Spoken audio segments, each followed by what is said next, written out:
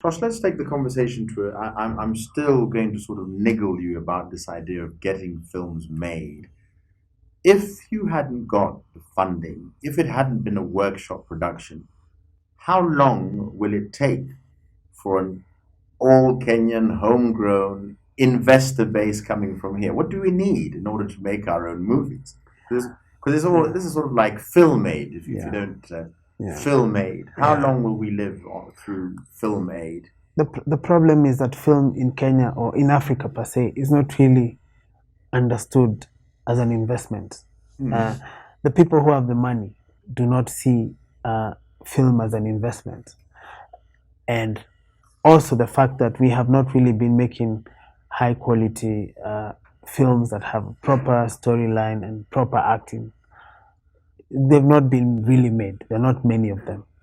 And the fact that someone from outside Kenya saw the potential that we had and gave us this platform, how I see what Nairobi Half Life has done is that it has opened up that uh, gap.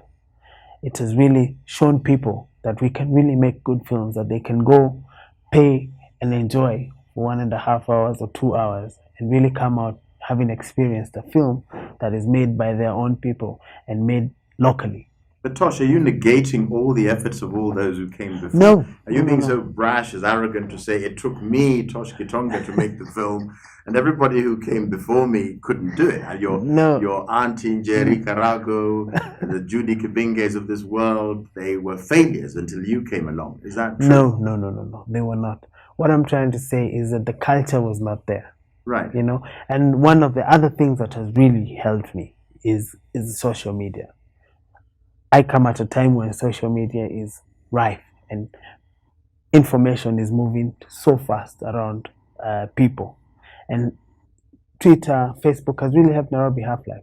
People who've gone to see the film have tweeted about it, Facebooked about it, and the hype became so big that it spread. So everyone who was going to watch would talk about it and it will spread just like a network, which has really helped that people have gotten to see the film through that. Right. Before, the filmmakers before me unfortunately didn't have that. And in fact, it was even tougher to get the film uh, in the theaters in the first place. And if they did, the film would be theater would be full for the premiere, and come the following day, there's no one. Is this part of the reason why you decided to have it premiere in Durban, in South Africa, in the 37th Durban Film Festival? Was this a rejection of your own public saying Kenyans won't see this movie, so let other people say how good it is, and maybe then Kenyans will see it? Was that a No, line of thinking? no, not really. In fact, when I was first doing the movie, the first thing I really wanted to do was release the movie here before we went anywhere. Right. And the more I got to learn about the process is when I understood why these festivals are important. Because when you launch in a festival that is well known, then the word spreads out.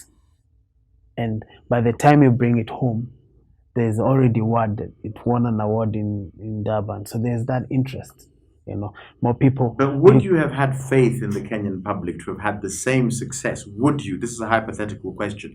Had you started here? Yes, I think so. Right. And also, given the fact of where we are in technology, again, the trailer put it on YouTube helped a lot. Right. People would hear about Nairobi Half Life, and all they have to do is Google Nairobi Half Life. They have a trailer. Right. And just seeing, okay, this looks good. A lot of people would comment, this looks good, this looks worth my time. Right. I want to see this. And it helped create that hype for Nairobi Half Life. And when they went to see it, they were not disappointed. So Nairobi Half Life has really helped open up that gap. Right. And there's a lot of now faith in our own film now. And more filmmakers will have a better, easier chance of now putting their films in the theaters and people actually going to see what's this about, because there's been a change. Right. When I was talking earlier on about investment and came up with the figure 100 million, was I close or was I making it up as I went I mean, along? if Nairobi Half Life was made with a lot of love, I like to say, we got a lot of, say, equipment on subsidized rates. The crew and cast worked on a flat per diem rate, you know, just not a salary. Right. So if I look at Nairobi Half-Life, to make what it was, what it is, properly, we would need 100 million. Right. You know? 1.2 Yeah, million US yeah, dollars or yes, thereabouts. thereabouts. Tosh, let's take the idea to actors. In the same way that do we have film schools? Do we have actors' film schools? Did wonderful performances. Where did you get your actors from? And are there 1,000 others where they came from? Uh, Most of the actors have a theater background because there are really not many chances of acting in a film. And even for me too, I have had the privilege of seeing some international well-known actors working, and I've been amazed at the transformation. Like when we are offset and chatting, and this is the actor, and when they get on and action, you actually see the transformation as someone else. So we haven't really been exposed to that. So we have really going with feeling. I was directing with how I feel, the emotion that the actor should be bringing forward. And what we really did in Nairobi Half Life was really uh, work on being natural, understanding what the role was and just going with it. I let them freestyle a lot. They changed the dialogue to fit, and that helped them also relax into the roles. And that was a technique that worked for me. Right. So The criticism, Tosh, one always has to take on the criticism as well, is that this is not your movie. That, you were hanging in the wings and there was this German man, Tom Tickver, who was there telling you what to do. But to make things politically correct and palatable, you're the front man for a film that you couldn't have made yourself. yeah, Would you like to respond to that? yeah. I mean, I've heard about it. I saw it in the papers the other day. Uh, it's one thing I like saying is that I don't lie to myself. If it was going to be a film that I had not made, there is no way my name would be there. I would rather have made a crap movie or a bad movie, but it's mine, and then I would know where to go with it. And Tom was there as my mentor. In fact, most of the time he was on set, sitting on with his laptop, working on his next films. But he was there to open. And what I loved about him is that when I asked him a question, when I was stuck, he never gave me a direct answer. He would discuss it, and then he would open up my mind into the avenues. Having the experience, and me and him sort of really connected because he also never went to film school.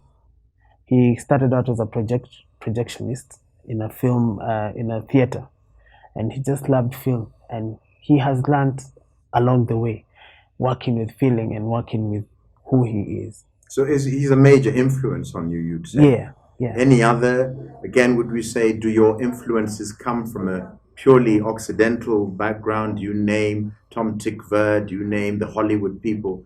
Or are there African directors who have influenced you in some way? One of my most favorite films I've ever seen is Perfume, which he did. Right. And the fact that I'm privileged to actually see Right. How he works Right. and see the product, the attention to detail. I learned a lot from him. Right. He actually produced me.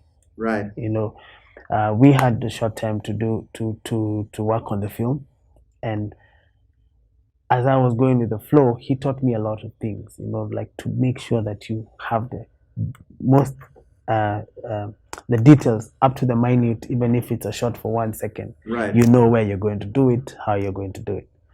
And to the criticism, I made Nairobi Half-Life. Yes. And I guess the only way to stop it is when I make my next film. Right. So, which, of course, towards the end, that will be the last question. But we'll save it to the last question, which is your next film. Before we get to that question, now that you're here, the audience's point of view of Tricks of the Trade.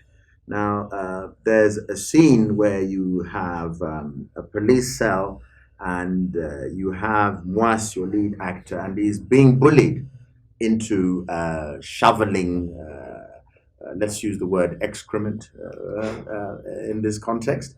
And there he is shoveling excrement. It's stinky, it's smelly, and everybody who saw that sort of said, is this real four-letter word? What was it? How did you manage to do that trick? Again, it's the talent we have in this country. I mean, the art department came up with this. They found a way of using materials and mixed colors, Right. and that's what I found quite amazing. That they did it. They mixed colors. Mixed colors. Yeah, to And come up with the right. What was the base? What was the solid base, so to speak in parables and things?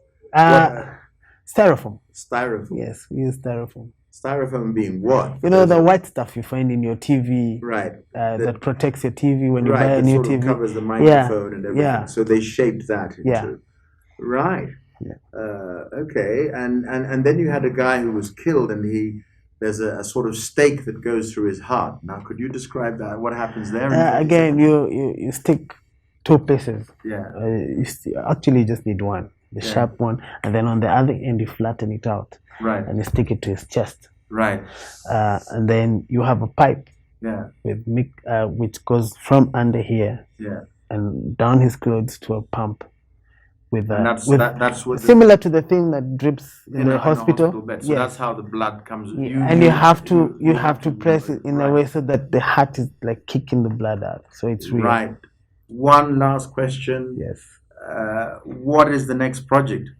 And you have so many seconds to tell me. I have another film I'm working on. It's still very much all over the place. Yes. But I'm working alone or with others? No, I'm working with Jerry Karago as my producer. Right. And I have a Washuka Mungai. Yes. Who's also we're working together. Right. And it's a story that I really want to do. Right. It's well, I wouldn't idea. go so far. The muse may disappear if I tell you to tell the storyline.